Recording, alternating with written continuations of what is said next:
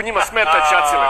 Sad on podsjeća kako je izgledao Ćacilen do vreme.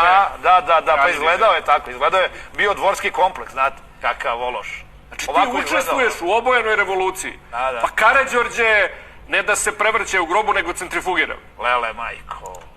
Lele. Kaže, ovako izgledalo srce Beograda u vreme Kraljevine. Pa si ti njega onako suptilno, subliminalna poruka. Ovde je bio Dvorski park, mesto dostojanstva. Dvorski park u koji inače niko nije mogu doći.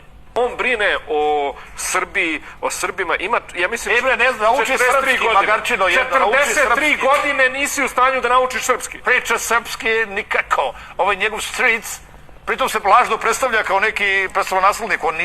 On nije... Njegov stric, bre, otac je. Kako? Otac mu je, on je sin Aleksandra. Da, ali hoću kažem, nije on nikakav prestolonaslednik. Mislim, kao što nije ni njegov tata prestolonaslednik. Nema prestola. Nema prestola, da. Nema prestola. Oni su se dogovorili, sad ovaj njemu predao, znaš, to...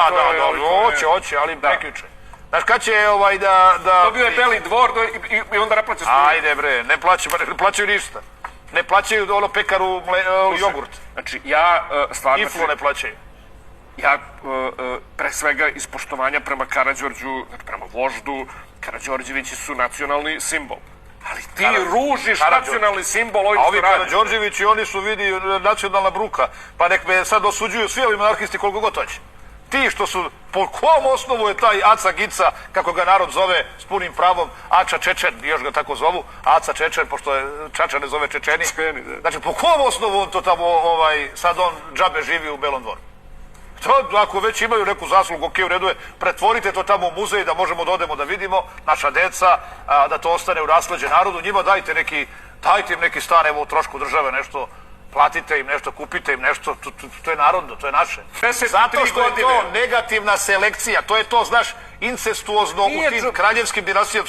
Neće Vučko, neće, briga ga za Srbiju, mrzi ga, neće da nauči srpski jezik. Ni otac mu, ni on. A da, šta i briga. Nauči srpski jezik. I oni vladaju Srbijom. Lele, majko.